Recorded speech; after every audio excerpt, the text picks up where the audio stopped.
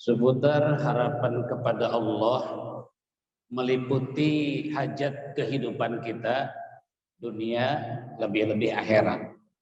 Jadi roja itu Ibu membangun satu pengharapan yang baik dan Allah ada di sana dalam pengharapan itu.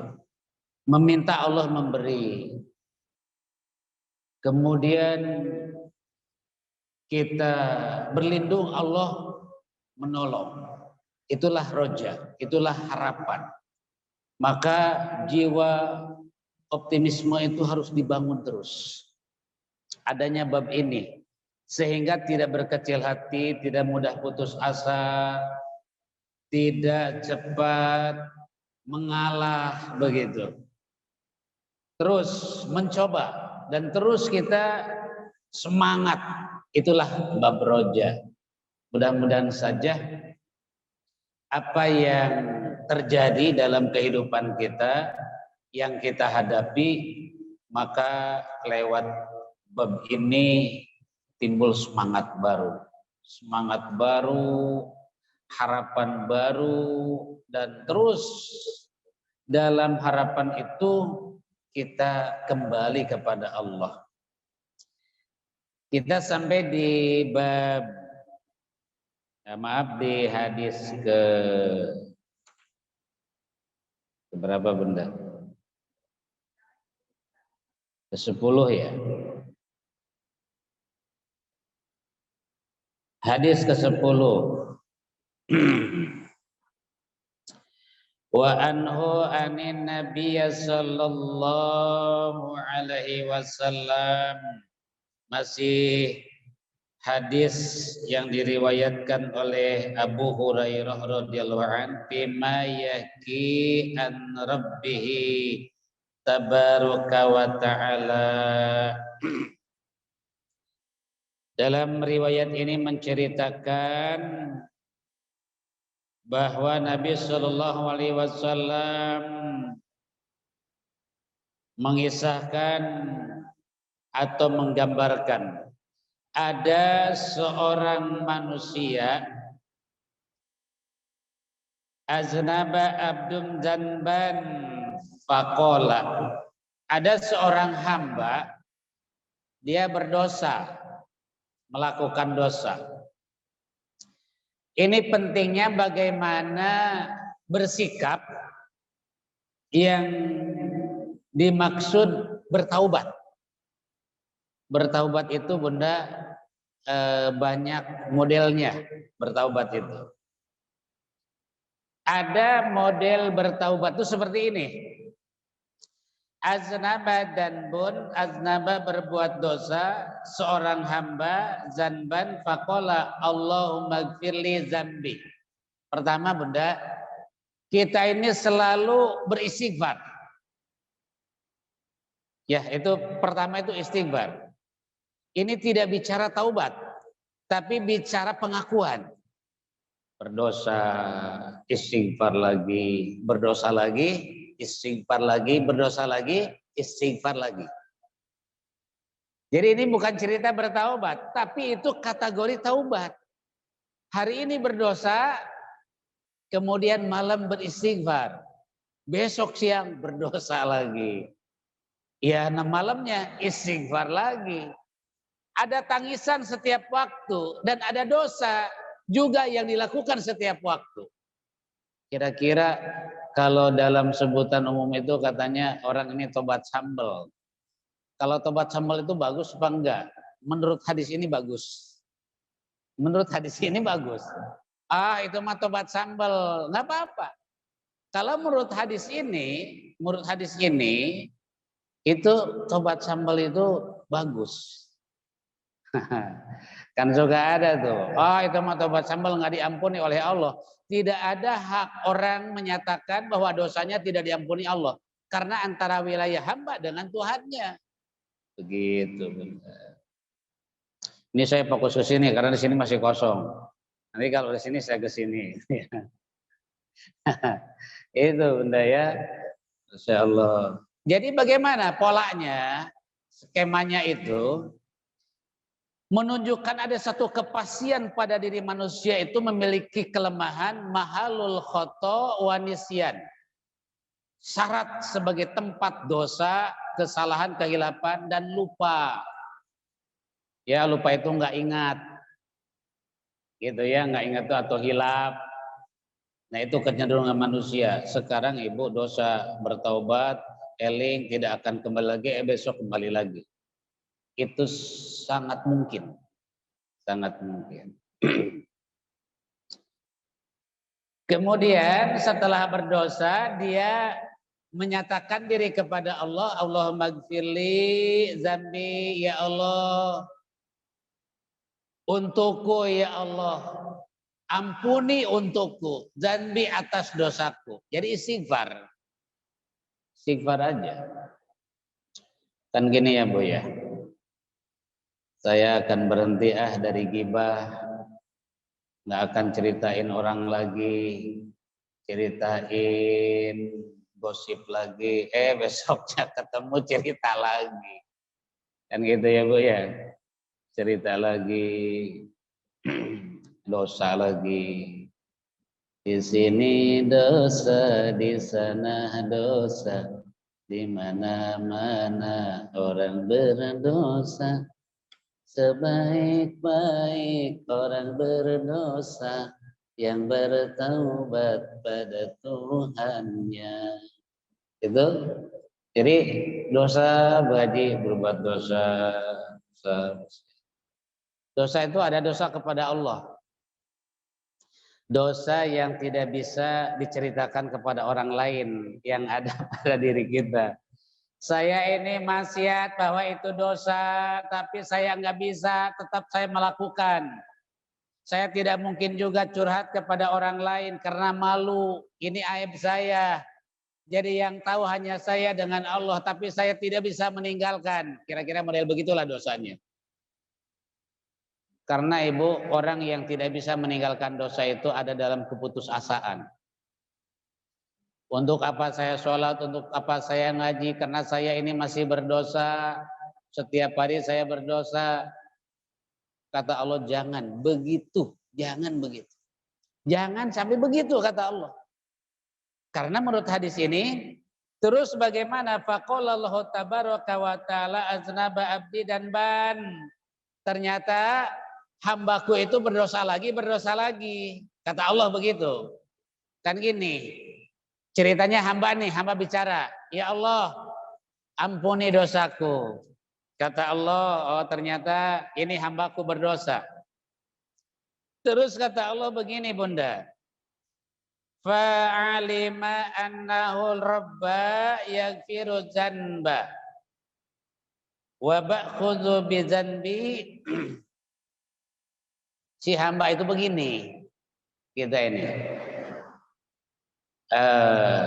Ya Allah, saya berdosa. Pasti dengan berdosa ini saya akan diazab. Nah, itu harus begitu. Harus begitu kita. Ya Allah, saya ini berdosa. Bisa jadi saya ini akan dilemparkan ke neraka.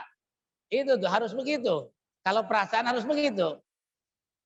Jangan begini. Astagfirullahaladzim, astagfirullahaladzim, astagfirullah, alhamdulillah, berarti diampuni dosa saya. Itu kepedean. Jangan begitu. Jangan. Tapi begini, ini adalah dialog pengakuan namanya. Dialog pengakuan dan sambutan. Dialog pengakuan kita, ya Allah ampuni dosaku, ya Allah. Ini adalah hambamu, ternyata hamba ini berdosa, pasti dengan perbuatan dosaku ini engkau akan mengazab. Tapi aku yakin tidak ada tempat kepada siapa lagi ya Allah untuk menghapus dosa kecuali kepada engkau, ampuni dosaku. Nah begitu tuh, konsepnya begitu. Lalu kata Allah itu hambaku berdosa. Dipandang oleh Allah itu, hari ini berdosa. Ternyata Bunda, besoknya fa'adnaba faqala ya rabbik firli dzanbi faqala tabaraka wa ta'ala aznaba abdi dzanban fa'alima anna Allahu rabba yaghfiru dzanba wa yakhudhu bi dzanbi. Jadi balik lagi, dosa lagi, gitu lagi, dosa lagi, gitu lagi. Itu Allah memandangnya santai. Santai. Santai banget kepada hamba yang model begitu. Ini dia nangis malam, begitu nangis kepada Allah, astagfirullahaladzim, astagfirullahaladzim, dia sujud. Ya Allah, saya berdosa, ya Allah, pasti dosa ini saya nanti di akhirat disiksa olehmu, ya Allah. Ampuni dosaku, kata Allah. Berarti dia yakin, kata Allah itu begitu. Berarti engkau yakin kepadaku, kata Allah, aku akan mengampuni dosamu. Ya, diampuni, kata Allah. Besoknya balik lagi, dosa lagi. Besoknya berdosa lagi, Bu Haji. Balik lagi, berdosa lagi. Kayaknya itu memang kita model begitu. Model begitu kita itu. Saya akan berhenti dari ghibah, saya akan berhenti dari ini, dari itu. Balik lagi ketemu teman gitu ya. Ketemu teman cerita lagi. Nggak bisa kepancing. Padahal nggak ngobrol ke situ. Kok tiba-tiba nyerempet begitu ya. Panjang ceritanya. Setelah itu nyesel, ya Allah, aduh saya tadi itu ghibah. Yang digibahi presiden, yang digibahi wakil presiden, yang digibahi menteri, yang digibahi macam-macam aja, ke sana sini ke situ gitu ya. Tuh. Lalu apa kata Allah? Qad ghafartu li abdi falyaf'al ma syaa. Kata Allah, walaupun hambaku itu balik lagi ke dosa, bertaubat lagi, balik ke dosa, bertaubat lagi, fagofartu, maka aku ampuni dan ban dosanya. Dosa yang sekarang diampuni Allah, besok dosa lagi, taubat lagi, diampuni lagi oleh Allah. Itu ya. Jadi model taubat tuh ada yang begitu. Kira-kira itu diampuni oleh Allah. Maka itu namanya tobat nyicil. Tobat nyicil, tobatnya dicicil begitu ya. Itu atau mungkin cash. Ya, hari ini berdosa, malam istighfar. Berdosa malam istighfar. Biasanya Ibu kalau kita melakukan kesalahan kemudian sadar. Tadi itu saya habis melakukan kesalahan entah besar entah kecil, sengaja nggak disengaja, maka jalannya bagaimana? Pertama, istighfar. Yang kedua, akui dosa itu. Yang ketiga, sandarkan kepada Allah, pasti Allah mengampuni dosa. Karena kepada siapa lagi kalau bukan kepada Allah. 3 konsep dasarnya dalam bertaubat. Pertama, istighfar. Udah istighfar aja. Minimal 3 kali istighfar aja. Astagfirullahaladzim, astagfirullahaladzim, astagfirullahaladzim. Yang kedua, akui dosa. Pasti ini diazab nih oleh Allah nanti. Dosa ini menyebabkan akan datangnya menimpa azab. Ya Allah, pasti ini adalah saya akan diazab. Nah ternyata mengakui begitu, Allah tuh senang Ibu. Senang. Berarti sadar diri itu hamba itu. Sadar dengan dosanya itu dia akan diazab. Kemudian kita kepada Allah. Ya Allah, kepada siapa lagi? Kalau saya berbuat dosa kecuali kepada Engkau saya memohon ampunan. Dengan begitu kata Allah, akan aku ampuni. Dihapus dosa. Dihapus dosa itu Ibu. Dosa kepada Allah. Maka dosa kepada Allah ringan. Sebesar apapun dosa kepada Allah. Sekalipun dosa syirik. Kalau bertaubat. Dosa syirik itu besar Ibu. Diduain. Begitu ya, wanita nggak ada yang mau diduain. Sakit itu ya, susah memaafkan. Begitu memang bisa memaafkan, bukan memaafkan. Tapi memaklumi, menerima. Karena nggak ada jalan lain kecuali itu. Tapi bekas-bekas retakan, bekas-bekas luka itu sulit untuk kembali. Ya, di dinding hati itu, bekas pecahannya itu. Seandainya dilihat begitu ya, Masya Allah. Kira-kira itu. Nah Allah mah nggak begitu. Langsung hilang. Padahal diduain. Syirik itu kan diduain Ibu. Ya. Apalagi ditigain. Masya Allah. Baru diduain aja udah luka. Bagaimana kalau diempatin? Itu tuh Allah memandang hambanya itu dia syirik. Benar-benar syirik. dan banyak kesyirikannya. Ketika dia berhenti dari kesyirikan, mengakui Allah, bertauhid kepada Allah, hilang itu syiriknya itu ibu. Hilang. Bahkan hebatnya rahmat Allah itu, orang berdosa kafir, murtad, syirik begitu ya, lalu kembali kepada Islam, beriman kepada Allah, dosa yang lalu semua segala macam dosanya itu dibersihkan bagaikan bayi baru lahir. Fitrah kembali. Itulah rahmat Allah. Kalau seorang istri disakiti sama suaminya, jangankan diduain, dibentak aja, insya Allah setahun itu susah melupakannya begitu ya. Kecuali dibawa belanja, insya Allah dibawa shopping, hilang gitu ya. Sampai dibentak dibawa shopping. Ya Allah. Nadanya juga beda begitu ya. Terima kasih Papa, katanya lembut dan agak panjang A-nya. Itulah benda. Jadi di hadis ini nggak ada istilah tobat sambel, nggak ada. Ya itulah bagian daripada prosesi tobat. Prosesi tobat. Berlaku bagi siapa ini Ibu? Bagi kita. Bagi kita yang situasi iman kita itu, situasi imannya kadang-kadang bagus, kadang-kadang tidak. Ya, kadang-kadang ibadah kita kan tidak ikhlas. Ya Bu ya, kadang-kadang ngambek, kadang-kadang ngegerundel. Gitu ya, misalkan urusan rumah tangga dengan orang rumah itu bisa dengan suami terdekat, dengan anak, dengan orang tua, dengan mertua. Ya, bisa saja begitu. Kerja mah dikerjain begitu ya, tapi ini hati susah menguasainya. Diam tapi ada kemarahan. Bagaimana orang diam tapi marah, Masya Allah. Orang diam itu Ibu kemudian marah, dua kemungkinan. Makannya sedikit atau banyak. Itu dua kemungkinan, orang marah diam. Itu ya. Enggak, kalau ketemu sama teman diajak makan sedikit, mungkin lagi marah dia sedikit. Ada lagi nambah ternyata mungkin lagi marah juga gitu ya. Itu.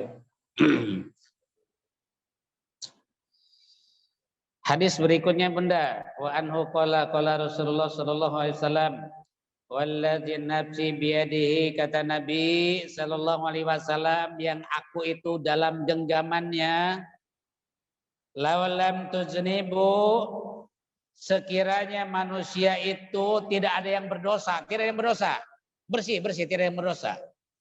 Tidak ada kezoliman, tidak ada maksiat, tidak ada dosa, tidak ada kedurhakaan. Semua manusia itu Ibu, semua manusia itu bersih dari dosa. La zahaballahu bikum wa ja'a biqaumin yujnibu, maka Allah akan mengganti kaum itu. Jadi di dunia ini nggak ada yang berdosa. Nggak ada yang berdosa, tidak ada yang maksiat, tidak ada yang berbuat salah, satu pun tidak ada. Lempeng aja kayak malaikat. Maka kehidupan manusia itu diganti dengan kaum yang baru. Yang berbuat dosa. Kaumnya itu yang berbuat dosa sengaja oleh Allah. Ya, biqaumi yuznibu fayastaghfiruna Allah taala fayaghfiru lahum. Jadi dosa itu apa? Dosa itu seni dari hidup. Secara fitrah. Supaya dunia ini rame. Begitu ya, ada suami dengan istri berantem ke pengadilan. Itu. Supaya begitu. Supaya rame pengadilan. Ada tetangga dengan tetangga ribut. Supaya pindah yang satu. Pindah begitu ya. Supaya begitu. Jadi supaya rame. Kemudian begitu ya, partai dengan partai ribut, bahkan dengan Islam, dengan golongan, dengan kelompok ribut, dibegituin sama Allah. Maksiat di sini, maksiat di sana, supaya rame, supaya ada seninya. Jadi memandang hidup begitu tuh bagaimana? Hikmahnya apa? Hikmahnya begini, kalau orang berdosa ya seperti itu. Tapi saya mah insya Allah akan termasuk orang yang kalaupun saya berdosa akan segera bertaubat. Jadi tidak ada yang aneh dalam kehidupan ini, Bunda. Tiba-tiba begini ya, Bu ya. Ini kita berteman, baik, tiba-tiba tidak baik. Tiba-tiba tidak baik. Kok jadi tidak baik dia sama saya ya? Nggak usah bingung, Bu. Nggak usah stres, nggak usah dipikirin. Nanti juga ada teman yang baru. Iya, diganti oleh Allah temannya itu. Datang gitu ya. Itu. Ada yang awet aja begitu ya. Monoton tuh yang awet itu. Dari dulu, awetnya dari SD. Sampai punya cucu, temannya itu awet begitu ya. Bagus. Bagus gitu ya. Sehingga dia tidak mau berteman sama yang lain. Berdua aja. Ke majelis taklim bareng berdua. Duduk juga berdua dia gitu ya. Kalau nggak berangkat yang satu, dia nggak berangkat. Itu terlalu monoton. Iya, terlalu monoton itu. Kesimpulannya Bunda, tidak ada yang idealis dalam hidup ini. Tidak usah aneh ya. Tidak usah aneh, berdosa. Makanya berlindung kepada Allah supaya oleh Allah itu dijaga. Kita melihat fenomena baru-baru ini Bunda, yang paling memalukan dan memilukan. Seperti pelanggaran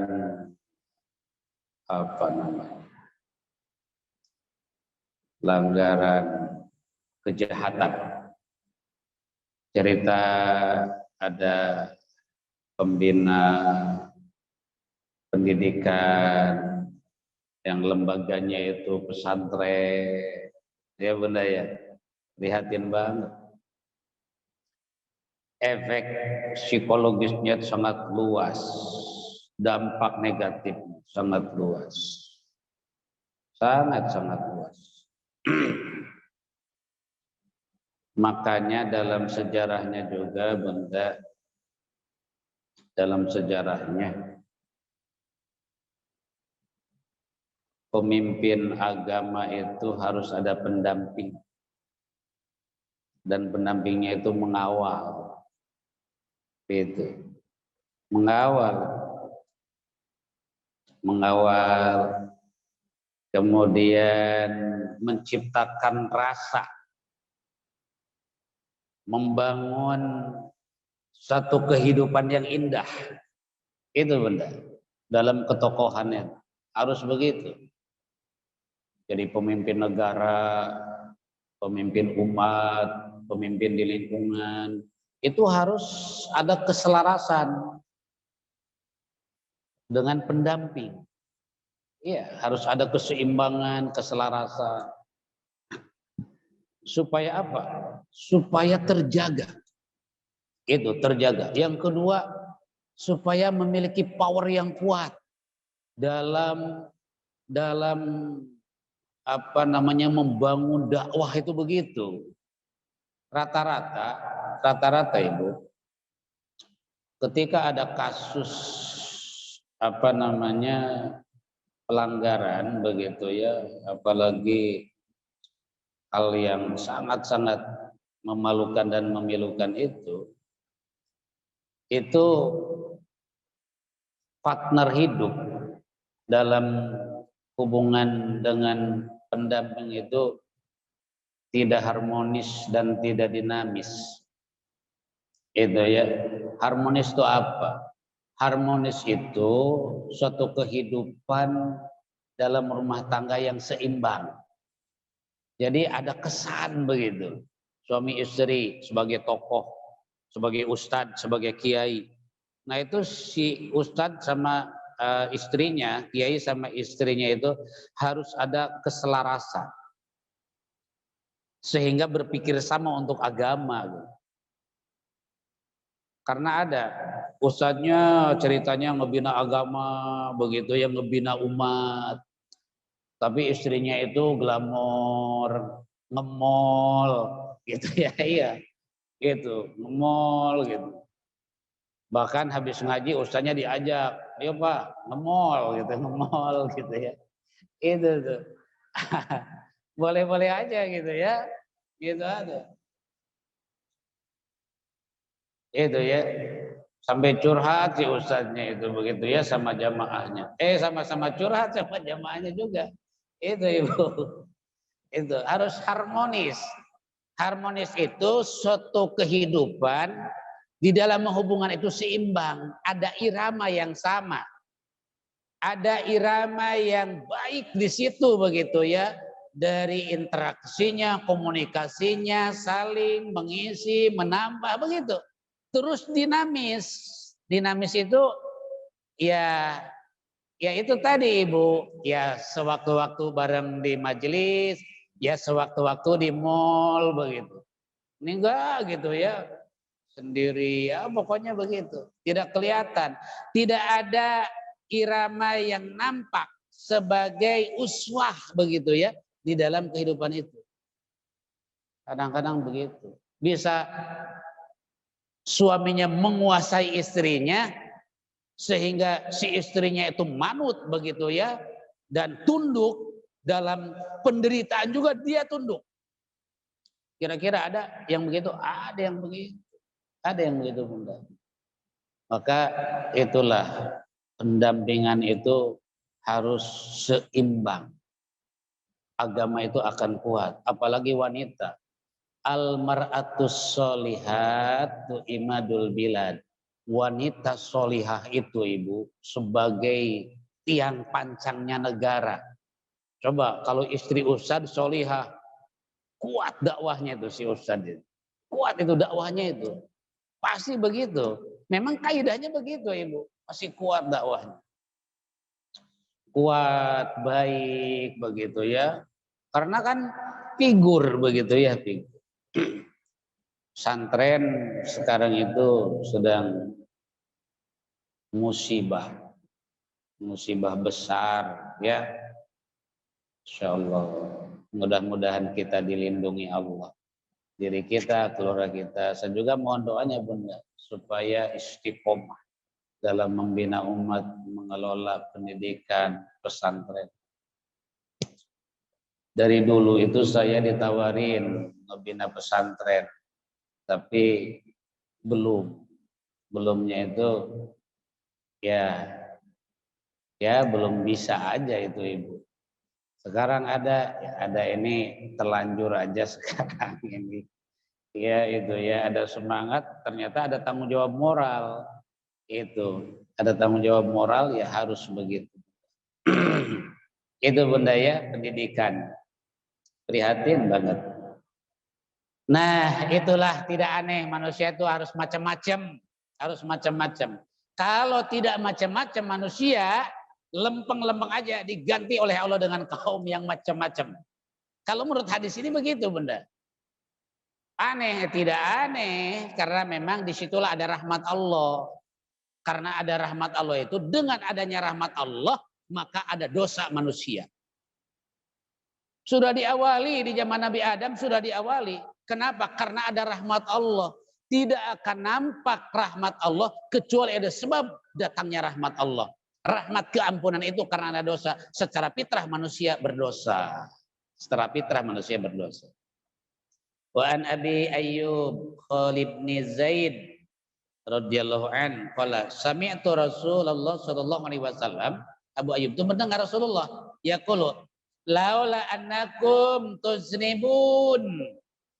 Seandainya kalian tidak pernah melakukan dosa, manusia tidak ada yang berdosa, la khalaqallahu khalqan, maka Allah yakin akan menciptakan kaum yang baru.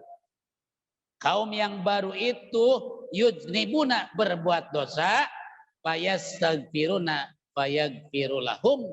Mereka setelah berdosa memohon ampun kepada Allah dan kemudian diampuni Allah. Jadi sebaik-baik manusia bukan tidak berbuat salah, tapi sebaik-baiknya orang yang berbuat salah lalu memperbaiki dirinya dan bertaubat kepada Allah. Itulah seistimewa-istimewanya manusia. Insyaallah Bunda ya. Kita lanjutkan Bunda. Kita lanjutkan hadis berikutnya.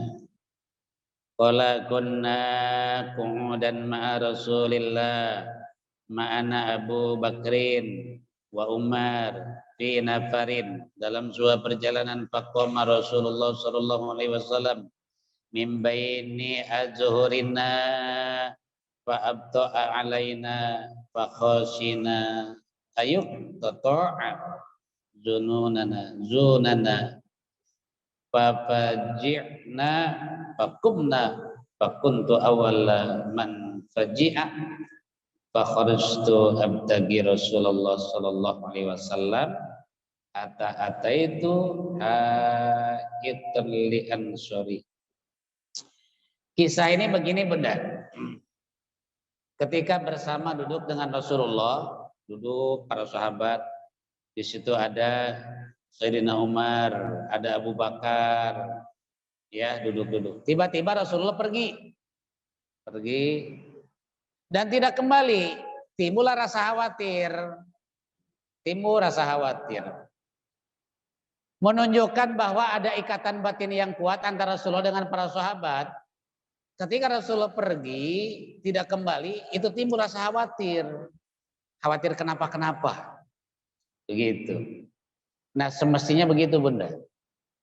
Kita ini sudah diikat begitu ya dalam suatu majelis, dalam sebuah hubungan yang sangat baik, ya, hubungan yang ma'ruf, hubungan yang sangat istimewa, sangat baik, dengan segala kegiatan yang positif, kebersamaan. Tiba-tiba tidak ada ngaji mana atau punya pertemanan begitu ya, punya sahabat kok tidak pernah datang, ada grup tidak pernah komen begitu ya, ini sini nggak pernah komen lagi, kenapa, sakitkah, sibukkah, pergikah atau kenapa? Itu sahabat begitu. Dan akhirnya berdiri para sahabat itu, berdiri, kemudian yang paling pertama kemudian mencari Rasulullah, idza faman lakita wa ra'a hadza qati yashhadu alla ilaha illallah mustaiqina biha qalbahu fabasyirhu bil jannah. Dicari sehingga melewati dinding rumah orang Ansor begitu ya, masuk, ternyata diketemukanlah Rasulullah. Biasalah mungkin karena tidak ada, kembali ditanya, dari mana aja, saya khawatir gitu. Nah, akhirnya Rasulullah mengabarkan, apabila seseorang, kata Rasulullah, seseorang mengucapkan la ilaha illallah Muhammadur Rasulullah sallallahu alaihi wasallam dakhalal jannah, ahli surga. Ini Rasulullah itu bikin pembelajaran begitu. Ada kalimat yang kalimat itu artinya tidak boleh ditinggalkan oleh kita. Tidak boleh ditinggalkan oleh kita. Terus di lisan kita itu hidup kalimat itu benar.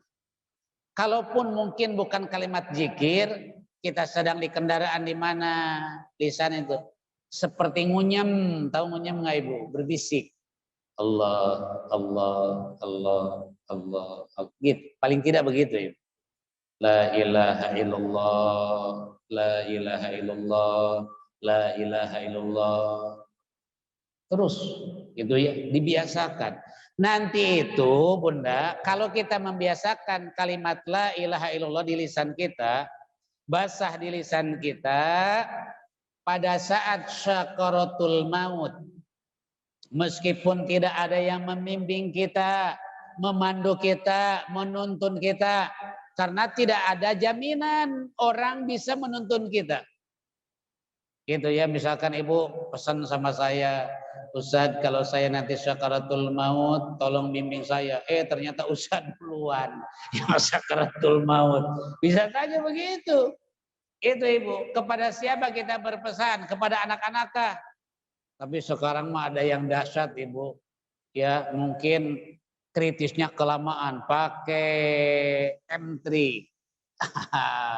Lapan daerah pakai M3, diginiin aja di telinganya ditaruh. Terus saja 24 jam. Gitu ya. Mungkin capek kan, harus dibisikin capek. La ilaha illallah, ya Bu, nyebut Bu. La ilaha illallah. Capek lama-lama. Gitu ya, lapar keluar dia beli bakso, kemudian ditaruh HP di situ ya. HP talqin. Ada M3 talqin. Kira-kira kalau dengan HP nyangkut nggak ya? Wallahu a'lam. Wallahu a'lam. HP itu nggak ada ruh kayak kita, Ibu. HP kan nggak punya keyakinan. Yang dimaksudkan orang yang punya pengaruh keyakinan. Melafadzkan la ilaha illallah. Ayo Bu, tuntun la ilaha illallah. Tidak harus dibimbing, Ibu. Tidak. Kenapa? Karena jiwa kita sudah terbimbing. Seberat apapun sakaratul maut, di lisan ini sudah jadi kebiasaan. Sudah kebiasaan, sudah latah. Latah itu getaran hati dan reaksi otak. Latah. Ada ibu-ibu yang latah. Hampir rata-rata ibu-ibu latah itu kata-katanya jorok. Gitu ya. Jorok gitu. Karena kadang-kadang terekam. Ya, terekam, langsung connect gitu ya di otak. Direkam la ilaha illallah, rekam tuh di otak kita itu direkam. Begitu sakaratul maut, Bunda, tanpa harus ada yang membimbing, tidak harus kedengaran orang tahu atau apa. Sesungguhnya dia ketika di akhir hayatnya saat akan menghembuskan napas yang terakhir, maka dengan sendirinya kalimat itu akan terucap, la ilaha illallah. Masuk surga dia, dakhalal jannah. Istimewa banget Ibu ya. Sekian. Dalam surah As-Sajdah. Surah As-Sajdah ayat surah ketiga 2 ayat 15 sampai 17. Ya. Amalan yang sangat-sangat besar nilai pahalanya, Bunda, sehingga digambarkan oleh Allah sekiranya mata ini melihat maka akan terbelalak dan dia tidak akan berhenti mengamalkan amalan itu. Ayat 15, ayat 16, ayat 17. Ada 5 amalan kesimpulan dari 3 ayat itu.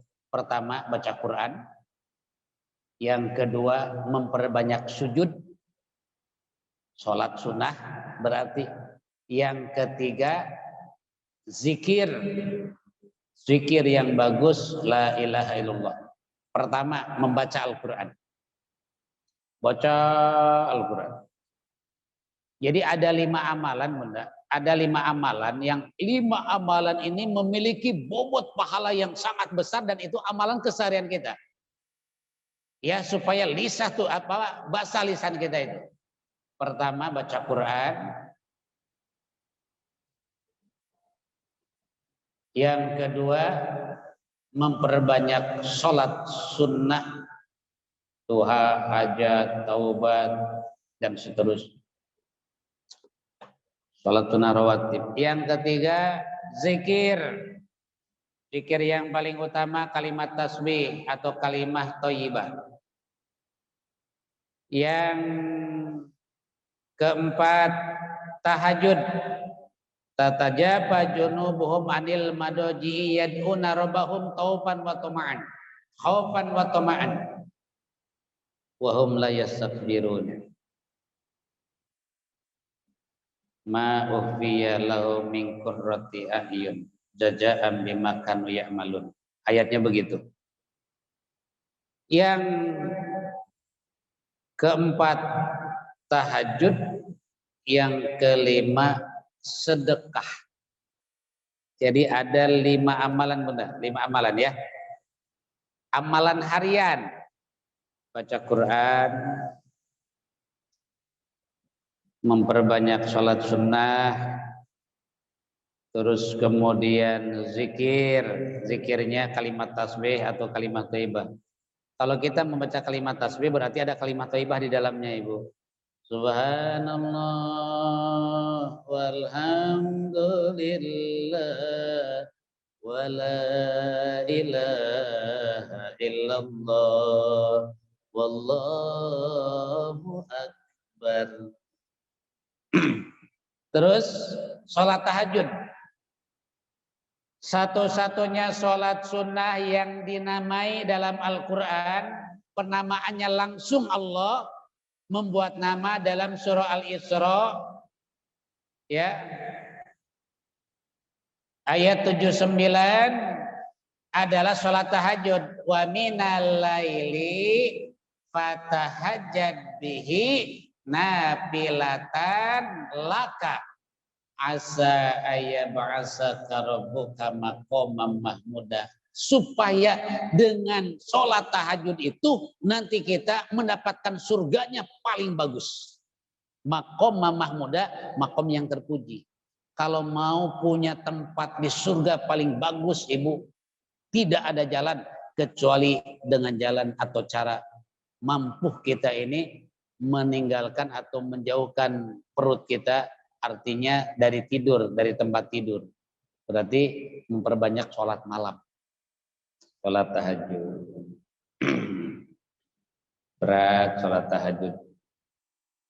Itu Bunda ya.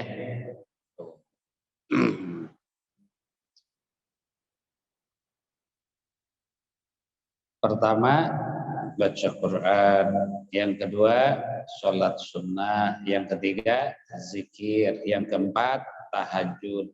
Tahajud juga ke sholat sunnah. Beda derajatnya. Tahajud beda derajat. Kemudian, infak atau sedekah. An Abi Hurairah radhiyallahu anhu qala kunna hudan. Hadis ke-14, wa an Abdullah ibni Umar bin As anna Nabiy sallallahu alaihi wasallam tala qaulullah azza wa jalla bi Ibrahim. Di dalam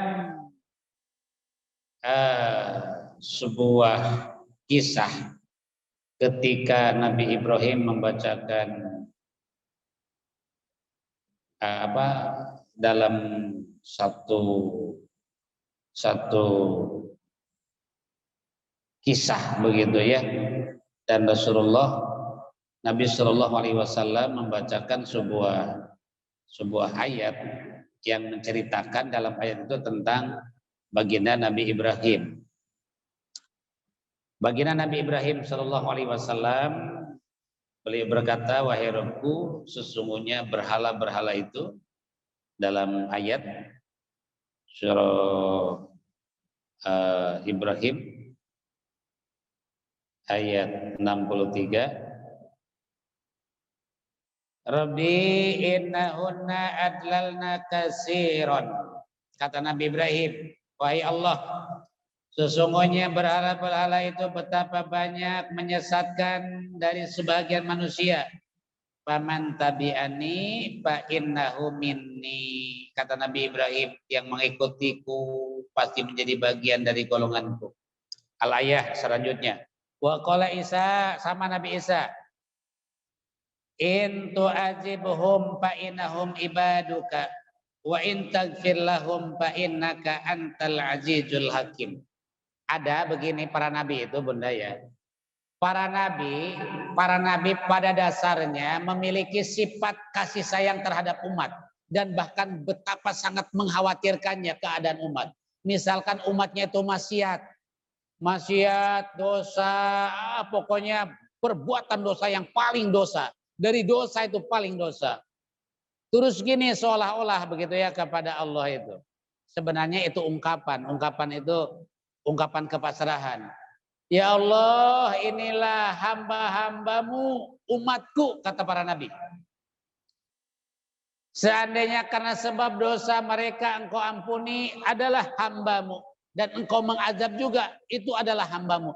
Kata-kata itu Bunda, ternyata kata-kata itu kata-kata apa? Kepasrahan. Kata-kata kepasrahan. Sebenarnya nggak rela kalau diazab. Nggak rela. Nggak bisa. Dan itu bisa terjadi dengan diri kita, dengan batin kita. Ya, misalkan entah siapa begitu ya. Contohlah seperti anak itu dosa, salah, gila. Kan ada begini. Akibat dari durhaka itu bisa diazab Allah. Ya kan Bu? Bisa diazab oleh Allah. Tapi hati kita itu nggak rela kalau ini anak diazab oleh Allah. Misalkan anak durhaka sama kita. Kedurhakaan itu menjadi sebab adanya azab yang menimpa dirinya.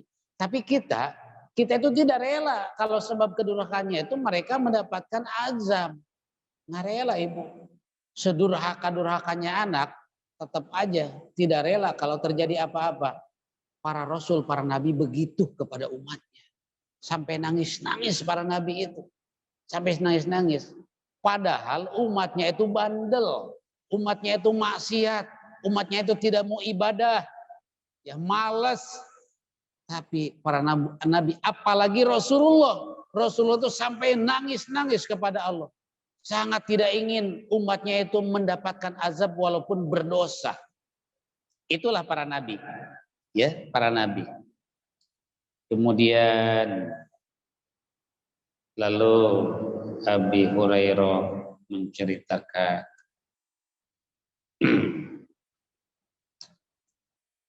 maaf di hadis ke-14 ya Bu ya. Lalu Rasulullah Shallallahu Alaihi Wasallam berdoa setelah membaca ayat-ayat itu, berpikir tentang umatnya, berdoa, ya Allah kasihanilah umatku. Maksudnya ya Allah sayangi umatku, ampuni umatku, selamatkanlah umatku. Padahal umatnya itu berdosa. Lalu beliau menangis. Setelah itu Allah berfirman, hai Jibril, pergilah kepada Muhammad. Allah itu lebih tahu begitu ya. Dihampiri oleh malaikat Jibril sebagai teman setia Rasulullah. Ditanya, kenapa Muhammad engkau menangis? Aku menangis itu khawatir kalau umatku berdosa, musyrik, maksiat, meninggalkan kewajiban, durhaka, lalu mereka itu diazab oleh Allah nanti. Aku tidak mau umatku begitu. Akhirnya setelah Allah tahu dan sampaikan Jibril kepada Muhammad, sesungguhnya umat Muhammad itu dikasihani Allah, disayang Allah, diampuni Allah. Ya Allah, ya Allah. Luar biasa Bunda ya. Perhatian dan kecintaan Rasul kepada kita begitu besar. Sehingga Rasul tidak menginginkan umat itu sekalipun ahli maksiat nanti di akhirat diazab. Maka hak Allah kembali kepada Allah. Namun mudah-mudahan atas rahmat Allah yang begitu besar kepada Rasulullah, paling tidak kita sih ada amalnya, ada kebaikannya, ada sholatnya, ada sedekahnya, walaupun berdosa dan kita ini harus masuk neraka dengan sebab dosa itu, cuman karena ada baiknya sering bersolawat kepada Nabi, akhirnya termasuk kepada orang yang dikasihani Allah, yang aturan kita ini harus diadab tidak diazab. Kenapa? Karena ini diakui sebagai umat baginda Nabi. Itulah hadis yang ke-14 kesimpulannya Bunda.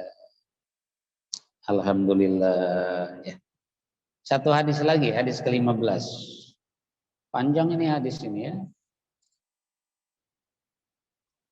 Masih banyak awet ini hadis ini. Panjang Bunda. Wa an Mu'adz bin Jabal qala kuntu ridfan Nabi sallallahu alaihi wasallam ala himarin.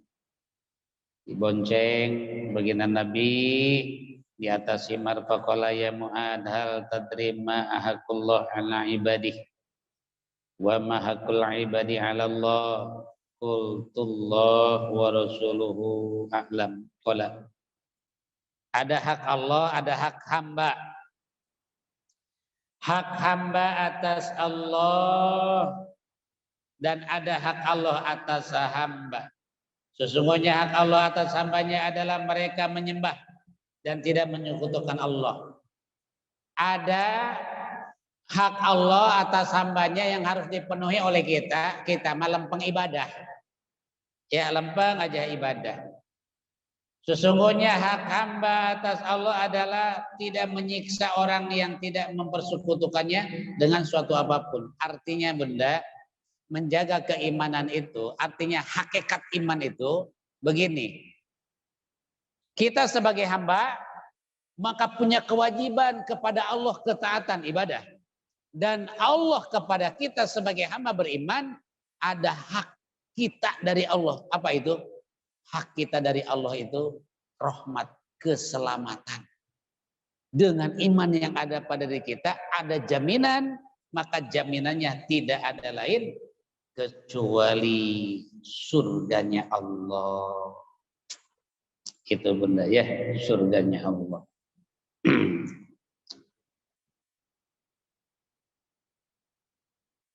Wa anil Bara ibni Azib anni Nabi sallallahu alaihi wasallam qala al muslimu,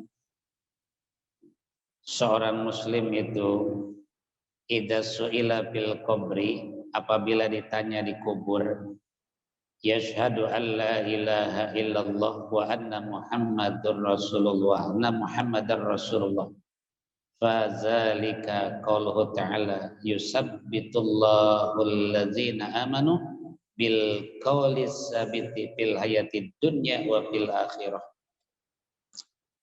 Ini sedikit benda hadis ini ya. Nanti itu manusia yang wafat, ceritanya kita wafat, terus setelah wafat dikubur. Setelah dikubur bunda dibangkitkan, kita dibangunkan dari alam kubur itu, dibangunkan. Nah dibangunkan, ditanyalah di alam barzah itu, ditanya. Nanti itu sendiri kita.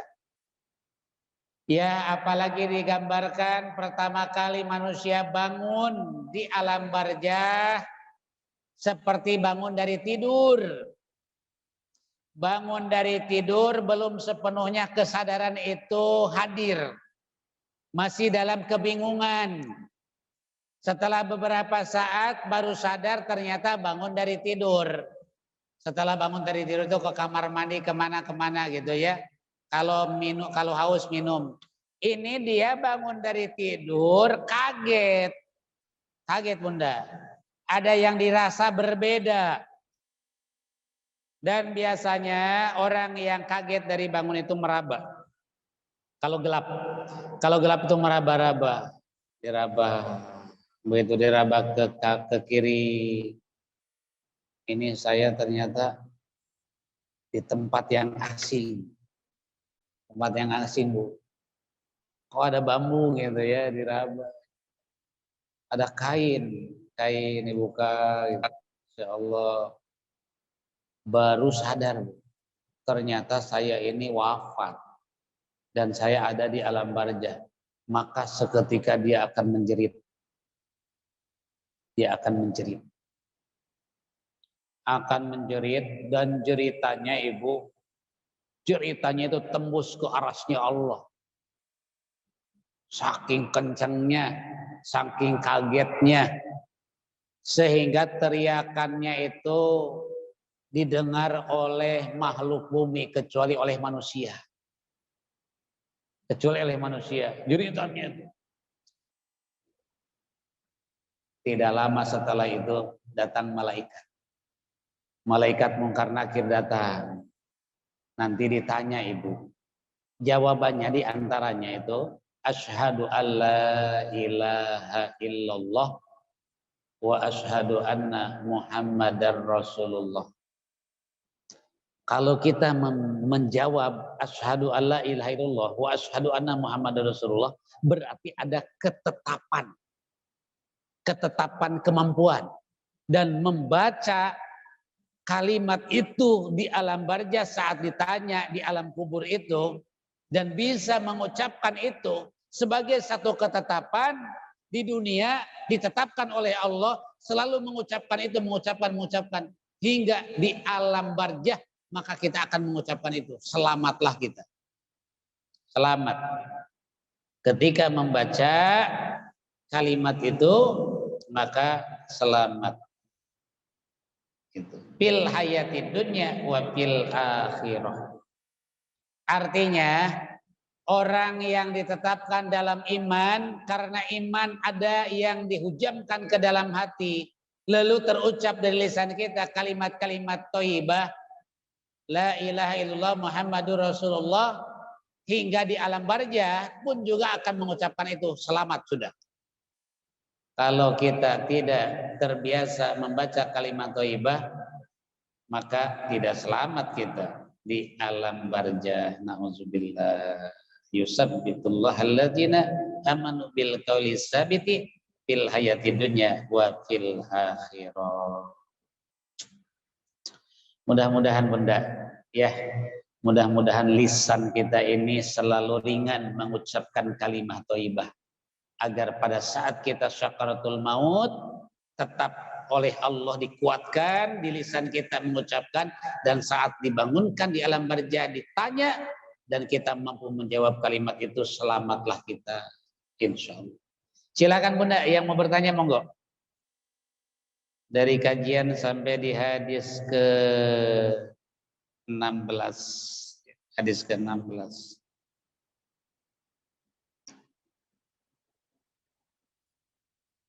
Ada yang mau disampaikan?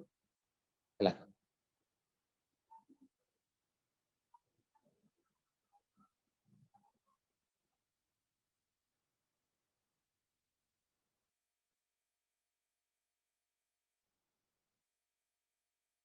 Coba Ibu.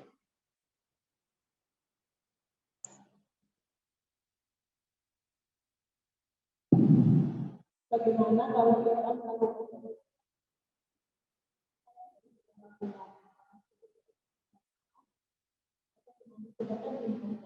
umpamanya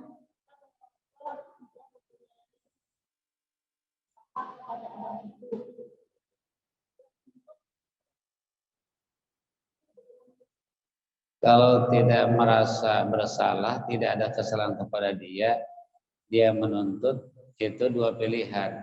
Ibu kasih atau ibu tidak. Kan tidak merasa salah. Nah, tanya, emang kesalahan saya itu apa sih? Saya ingin tahu gitu. Dia cerita lah ini. Oh enggak, saya nggak melakukan itu. Nggak melakukan itu, saya nggak merasa begitu.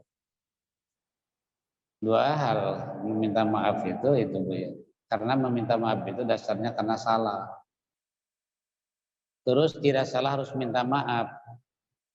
Ya kalau mau terima ya udah saya kasih deh begitu ya, saya minta maaf nggak apa-apa kalau memang harus itu. Iya itu Ibu. Tidak harus apa namanya? Karena ya aturannya meminta maaf itu apabila bersalah. Kalau tidak bersalah tidak harus minta maaf. Dan tidak ada tuntutan, ya tidak ada tuntutan kepada manusia itu apabila dirugikan, ya dirugikan harta bendanya, dirugikan kehormatannya, dirugikan nama baiknya dengan cara kita baik sengaja ataupun tidak. Itu Ibu, ya. Ada lagi Bu?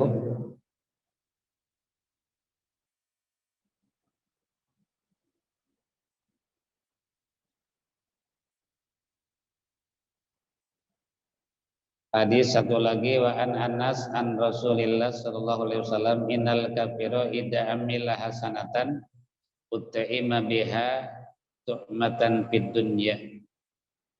Ada perbedaan Ibu, perbedaan orang kafir sama orang mukmin, orang beriman. Kalau orang kafir berbuat baik dibalas oleh Allah, ada balasan. Bahkan balasannya itu langsung di dunia, langsung diberikan oleh Allah. Itulah rahmat Allah. Ini ada orang tidak beriman tapi baik, sama tetangga baik, sama orang baik, membantu, menolong, gitu ya. Ada istilah begini, kayaknya dia lebih baik dari orang Islam, berarti saking baiknya. Kan itu ya, saking baiknya. Dia itu non muslim tapi baik, gitu. Nah, kira-kira kebaikannya bagaimana? Dibalas oleh Allah. Tapi balasannya itu di dunia, dan bahkan oleh Allah dilebihkan dunia. Kelebihannya itu bukan kelebihan dalam keridoan. Tidak ada keridoan, tapi rahmat Allah, Allah memberi bukan karena dasar keridoan. Ada banyak begitu ya. Heran saya sama orang non muslim, tidak sholat, nyembah patung, tapi bisnisnya lancar, badannya sehat, nggak pernah sakit begitu ya, dan baik sama orang-orang gitu, memberi apa ke tetangga kemana gitu. Itu bisa jadi kelancarannya itu karena sebab kebaikannya. Cuman Allah tidak meridhoinya. Ini perbedaan dengan orang beriman, balasan dari Allah. Kemudian wa amal mu'minuna fa innallaha ta'ala yaddakhiru lahu hasanatihi fil akhirah. Kemudian atas orang beriman kalau berbuat baik itu dipending oleh Allah. Balasannya itu tidak langsung, Bunda. Bahkan dominan balasan yang dijanjikan Allah itu nanti untuk akhiratnya. Karena akan ada masa abadi untuk orang beriman, kehidupan kelak di akhirat. Allah menginginkan orang beriman itu nanti bahagianya di akhirat itu abadi. Maka kebaikannya itu dibalas banyak, berlipat-lipat, tapi ditangguhkan. Balasan yang sesungguhnya, Ibu, balasan kebaikan ini ada ngaji nih.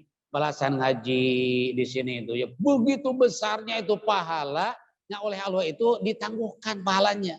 Supaya apa? Supaya kebahagiaan di akhirat itu berlipat-lipat. Nah, itu balasan. Kemudian wa yuqibuhu rizqon fid dunya ala taatihi. Oleh Allah sebahagian dari pahalanya itu dijadikan berupa rizki. Tapi tidak banyak. Sekedar memenuhi kebutuhan.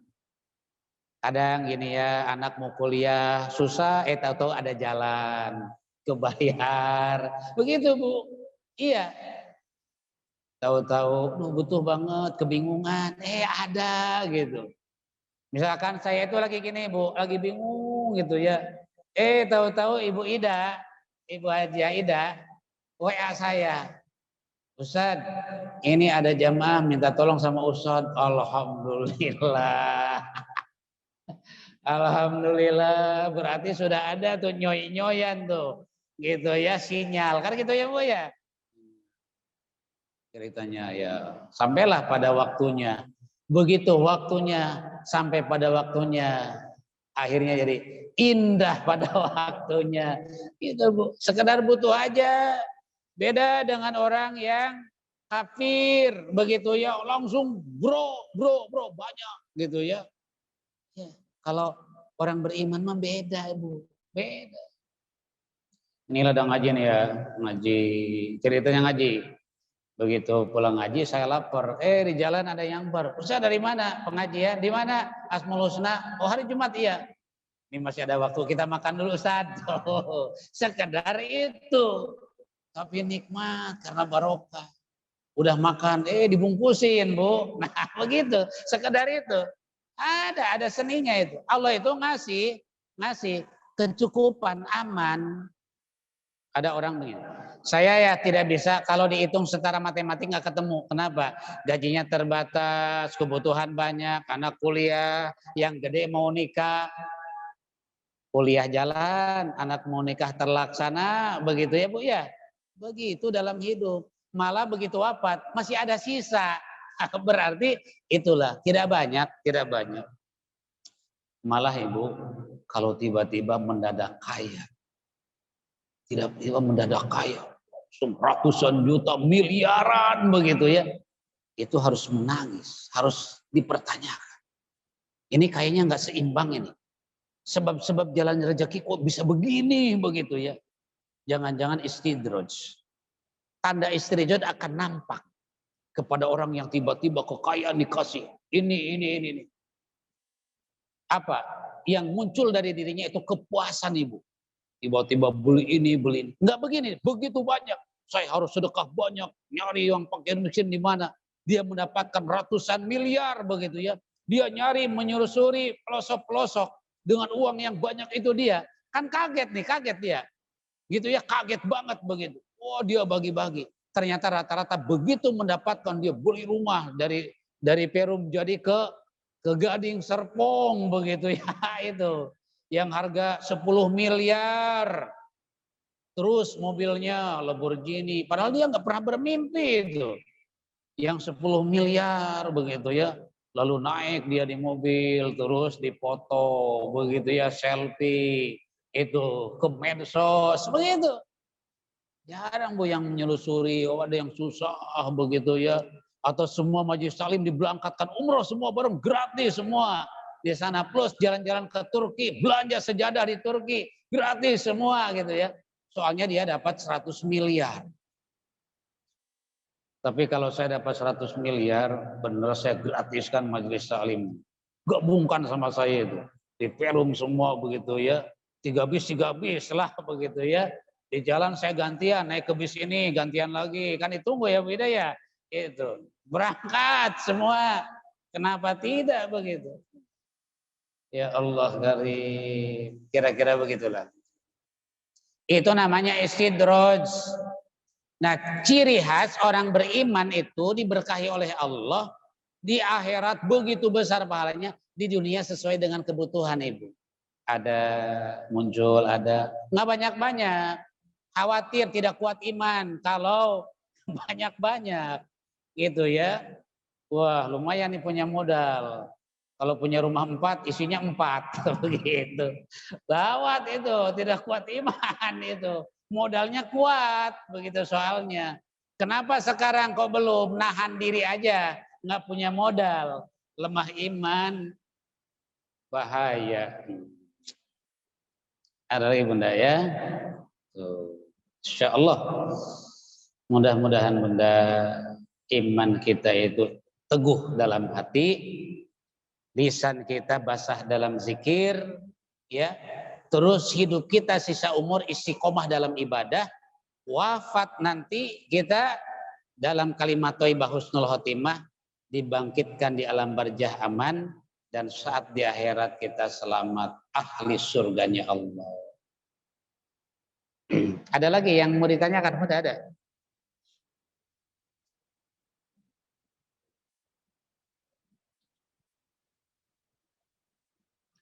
Kita satu lagi ya, hadis. Masih ada waktu bunda ya. An Jabir qala Rasulullah sallallahu alaihi wasallam, masalu shalawatil khamsi, perumpamaan ganjaran salat 5 waktu, kama salinahrin jarin gomrin ala babin ahadikum yagtasilu minhu kulla yaumin khamsa maratin, pasti bersih. Ganjaran pahala sholat 5 waktu ibu tidak disebutkan pahala besarnya seperti apa. Tapi gambaran pahala sholat 5 waktu itu akan membersihkan diri kita setiap waktu. Seperti orang yang punya rumah di pinggir sungai. Sungainya bersih, mengalir. Pintunya ngadep ke sungai. Begitu dibuka pintunya langsung nyebur ke sungai. 5 kali sehari. Mandi langsung. Bersih. Jadi bunda, sholat 5 waktu itu bisa membersihkan dosa. Bisa membersihkan dosa.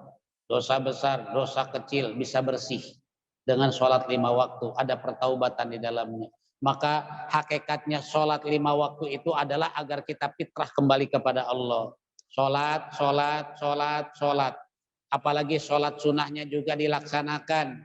Maka apabila sampai akhir waktu kita wafat, kemudian istiqomah dalam sholat, bersih, fitrah, mulia, selamat. Itulah hikmah dari sholat 5 waktu. Mudah-mudahan bermanfaat dan banyak hikmah yang kita dapat dari kajian hari ini. Masya Allah dan luar biasa. Kesimpulannya bunda, kesimpulannya bahwa terus aja beristighfar. Andaikan sebagai hamba yang selalu berdosa, istighfar aja, berharap kepada Allah. Ya, tekun ibadah, lalu jaga keimanan hingga saatnya kita wafat menghadap Allah, agar iman itu menjadi jaminan. Kiranya itu bunda semua, baik yang hadir di mahad ini, di tempat ini, di majelis ini, ataupun yang melalui virtual, melalui kajian online, semoga yang di rumah diberkahi Allah, dimuliakan Allah, dirahmati Allah, dilipat gandakannya oleh Allah. Yang sedang sakit, saudara-saudara kita, semoga diberikan kesembuhan. Yang sedang dirundung dengan segala ujian cobaan, diberikan jalan keluar oleh Allah. Kita dimuliakan, diri kita, keluarga kita, anak-anak kita bersama di dunia ini, bersama lagi kelak di akhirat di dalam surganya. Mari berdoa. Amin ya Allah ya mujibas sa'ilin. Bismillahirrahmanirrahim. Alhamdulillahirabbil alamin. Wahai Allah, kami memuji, membesarkan nama asma kebesaran-Mu, bermuji atas segala karunia rahmat-Mu. Ya Rabb, ya Rabb, jika Engkau pandang kami hamba berdosa, dosa yang besar, yang kecil, masa lalu hingga saat ini, yang disengaja, yang tidak disengaja, itulah sifat kealpaan kami. Ternyata Engkau maha luas rahmat keampunan-Mu. Kami yakin atas semua itu. Oleh karenanya ya Allah, ampuni, ampuni, ampuni ya Rabb. Bersihkan sebersih-bersihnya diri kami, agar saatnya kami wafat meninggalkan dosa ya Rabb yang sudah terampunkan. Dosa kami, keluarga kami, orang-orang yang kami cintai ya Rabb, beliau-beliau yang sudah lebih dulu dari kami, jika berdosa saat hidupnya, di alam barzah saat ini, barokah doa kami, ampuni ya Allah, bersihkan sebersih-bersihnya, angkat derajat kami, muliakan kami fid dunya wal akhirah, sembuhkan kami jika kami sakit ya Allah, berikan jalan keluar kami jika kami sedang kesulitan, kabulkan segala doa permohonan kami, limpahkan kepada kami rezeki yang manfaat barokah, agar menjadi jalan ibadah bagi kami. Rabbana atina fid dunya hasanah wa fil akhirati hasanah wa qina adzabannar walhamdulillahi rabbil alamin. Afa minkum, mohon maaf Bunda, demikian. Assalamualaikum warahmatullahi wabarakatuh.